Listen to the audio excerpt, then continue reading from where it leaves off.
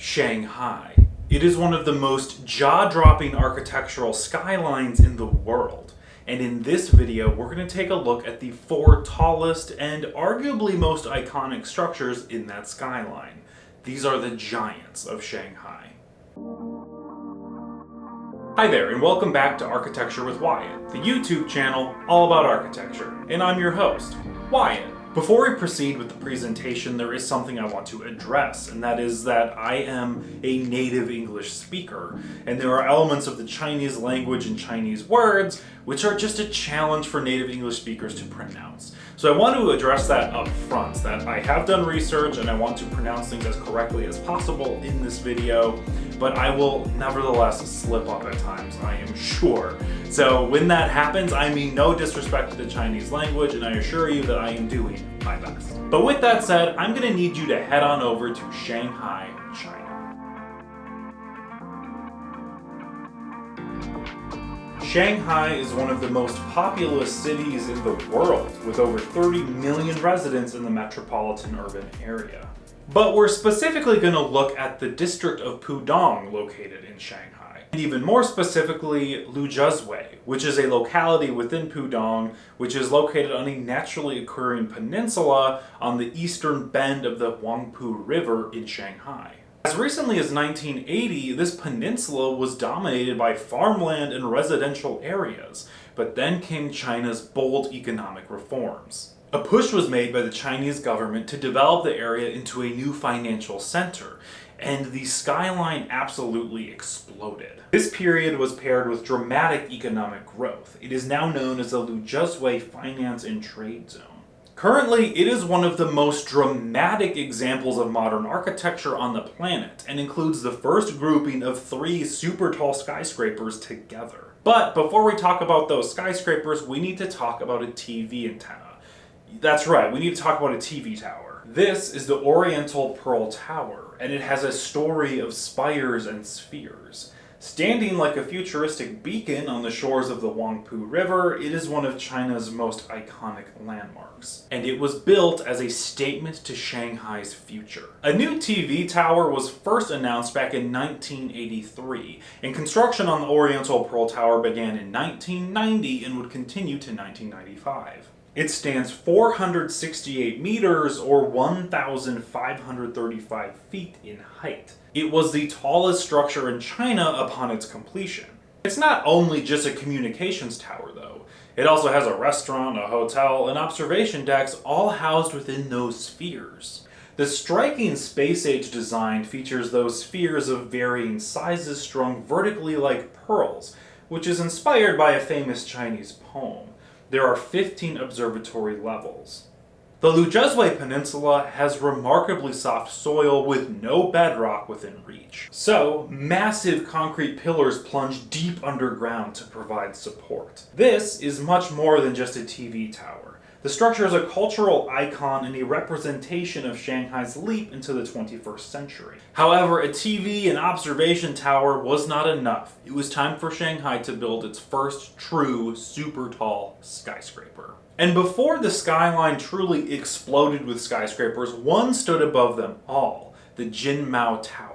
This was Shanghai's first super tall skyscraper. Standing 420 meters or 1,380 feet in height, this tower has 88 floors. Construction began in 1994 and the building was completed in 1999. This is a mixed-use building that houses office space, retail, and a hotel, which features a 31-story indoor atrium, which was the tallest in the world. The design beautifully blends modern engineering and traditional Chinese aesthetics. The design is heavily influenced by the Chinese pagoda.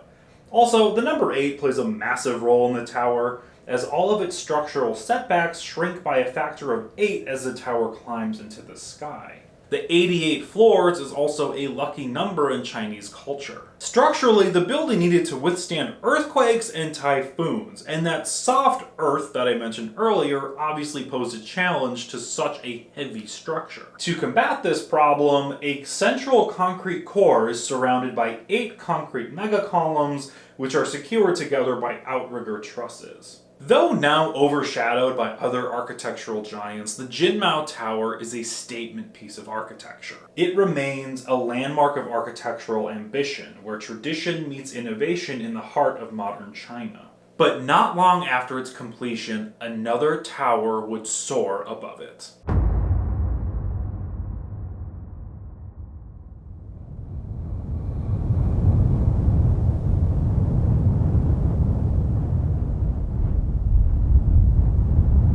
It's bold, it's angular, and it looks like it cuts right through the sky. The Shanghai World Financial Center is one of China's most recognizable skyscrapers. The tower was envisioned as being a new global symbol of finance and innovation, and its completion also marked a key moment in the rise of Pudong as a global finance hub. It stands 492 meters or 1,614 feet in height and has 101 floors. Once again, this is a mixed-use building with office floors, retail, dining, conference spaces, an observation deck, and the world's highest hotel located from the 79th to 93rd floors. This is also the tallest building in the world with a hole in it. But don't worry, we'll talk about that hole very soon. Construction began in the 90s, but in 1995 the construction was paused after the initial foundations were laid due to the Asian financial crisis of the 1990s. During this pause in construction, the design of the building was reevaluated, and the total height was actually increased up to the current height that it stands. Construction would resume in 2004. The tower was finally completed in 2008, and the design is striking. The base of the building is a standard square shape, but it evolves into a six-sided shape at the top. More specifically, the design involves a square prism and two arcs, shapes that represent ancient Chinese symbols of earth and heaven. The building's most striking feature is that large trapezoid aperture on top.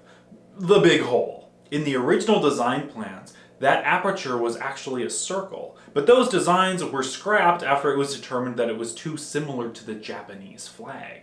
The now iconic 50-meter or 164-foot wide trapezoidal aperture is designed to reduce wind pressure, allowing high gusts of wind to pass right through the top of the building. The building is sleek and minimalist. Its triangular form and tapering silhouette symbolize stability and strength, which are both critical in the world of finance. Structurally, there are perimeter megacolumns that are connected with diagonal braces that zigzag up the building underneath the building's facade. There are also two tuned mass dampers, which are essentially massive weights that hang from cables at the top of a building to help prevent the building from swaying. These are located on the 90th floor. The Shanghai World Financial Center is not just a marvel of engineering, it's a towering statement of ambition, rising proudly above one of the world's most dynamic cities. However, not long after the construction of this building, another would come along that would dwarf it in height. Soaring above the clouds at over 600 meters in height,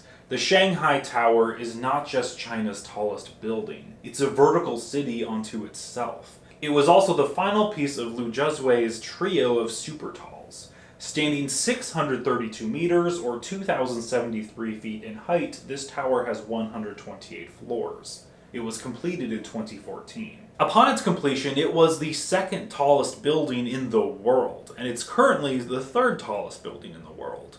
And it's also the world's tallest twisting building. This tower gently twists into the sky. It rotates 120 degrees clockwise as it rises.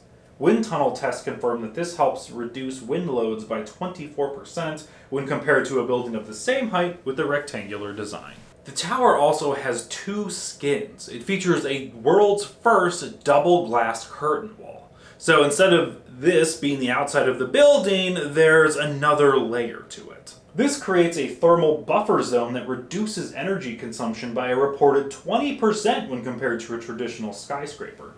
The two skins are separated by 0.6 meters to 10 meters or 2 to 33 feet of space. Both layers are transparent and the glass is fritted, which means that there's a ceramic dot pattern that is put on the glass that prevents harsh sunlight from entering the building too strongly. The tower is comprised of 9 different stacked cylinders, each 12 to 15 stories high and enclosed in that double glass wall around the concrete core. The inner and outer walls form that environmental barrier that I mentioned, which limits the heating and cooling the interior of the tower needs, making it more sustainable than a normal skyscraper. The atrium spaces located between these two skids is filled with plant life and amenities such as shopping.